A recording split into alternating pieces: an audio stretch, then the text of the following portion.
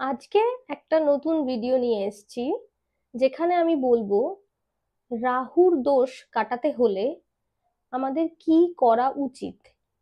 যদিও এর জন্য একটা উপায় নয়, অনেক কিছু আছে। আমি আজকে একটা ছোট্ট উপায় বলছি, পরপর যখন ভিডিওগুলো আসবে তখন বাকি, যখন যেমন সম্ভব হবে বাকি উপায়গুলো বলবো।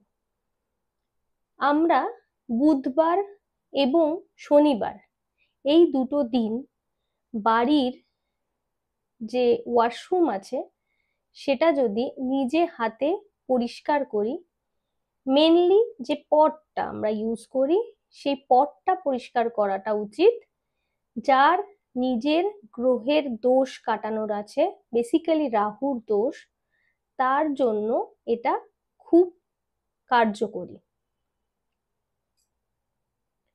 মিনিমাম 21 ডেজ, ম্যাক্সিমাম যত দিন সম্ভব করে গেলে রাহুর দোষ তো কাটবেই, তার সঙ্গে নিজের উন্নতির সাথে সাথে নিজেকে একটা ভালো পজিশনেও দেখতে পারবে।